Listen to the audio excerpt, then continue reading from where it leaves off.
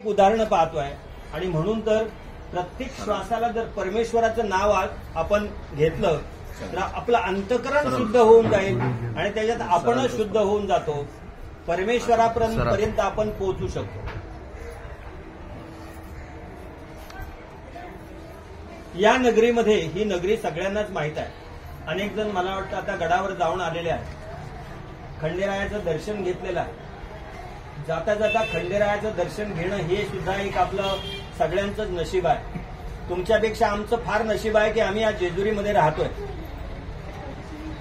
या कुलस्वामीच्या या नगरीमध्ये राहायला मिळणं हे आम्ही आमचं भाग्य समजतो आणि त्याच्यात आणखी भाग्य तुम्ही आम्हाला लाभलात याचंही आम्ही भाग्य समजतो.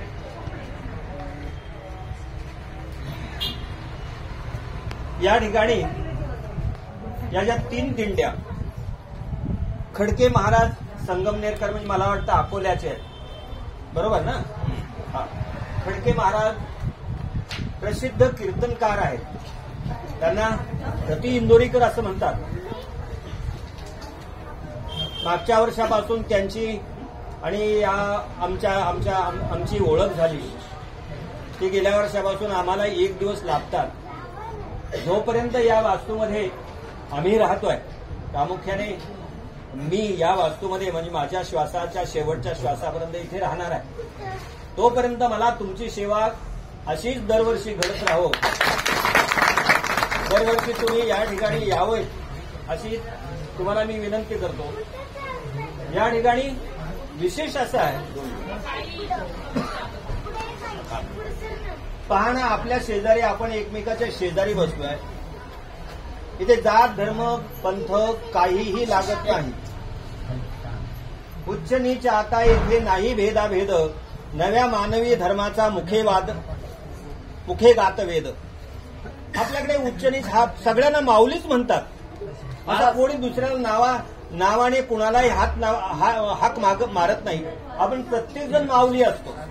म्हणजे समानता किती आहे या वारीमध्ये हे सगळ्या जगाला वारी दाखवून देते की ज्ञानेश्वर महाराजांनी हे तयार केलेलं जे वारं आहे ते वारं सगळीकडे सारखंच पसरलं जात आहे. म्हणून ह्या वारीचं एक खास वैशिष्ट्य आहे. इथे जात धर्म काही आडवा येत नाही, सगळेजण समान आहेत आपण.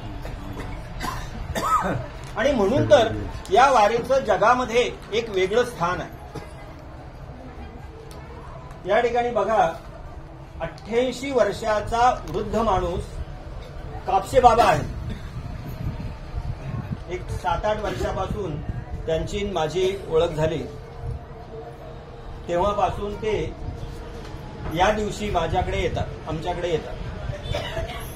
कधीतरी बरं, 88 वर्षाच्या वयामध्ये सुद्धा कुठल्याही प्रकारचं विस्मरण नाही. अजूनही स्मृती जशी आहे तशी आहे, फक्त ऐकायला कमी आहे. बाकी नाही तर स्मृती तशीच आहे. परमेश्वराने केवढं घडवलेलं आहे बघा ना. 88 वर्षाचा माणूस सुद्धा पायी वारीला जातो पंढरपूरपर्यंत आणि चांगले धडधाकट सुद्धा जाऊ शकत नाही. प्रत्येक महिन्याला वारीला जाणारी ती व्यक्ती आहे. प्रत्येक महिन्याला पंढरपूरला आपल्या त्या कामेरे गावातून ते तिथपर्यंत जातात. प्रत्येक महिन्याला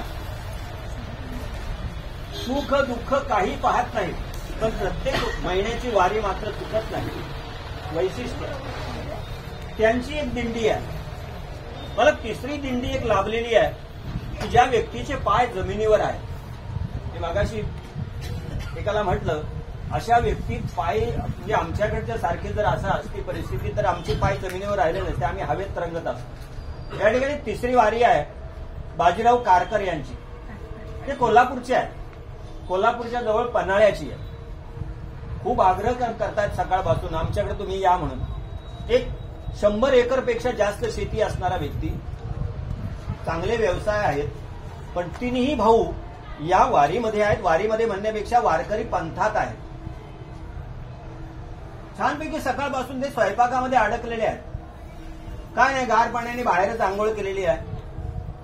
हे जे दिसतं हे या वारीचं वैशिष्ट्य आहे की या ठिकाणचा प्रत्येक माणूस हा स्वतःला काहीतरी घेऊन चाललेला आहे, दुसऱ्याला काहीतरी देतोय. या ठिकाणी आपण घ्यायला आलेलो आहे. आमच्या जेजुरीचं एक वैशिष्ट्य आहे जेजुरीमध्ये तुम्ही गडावर गेल्यानंतर त्या ठिकाणची जे लोक आहेत ते असं द्या म्हणतात. घ्या म्हणण्याची इथे वृत्ती नाही. ते जेवढी जी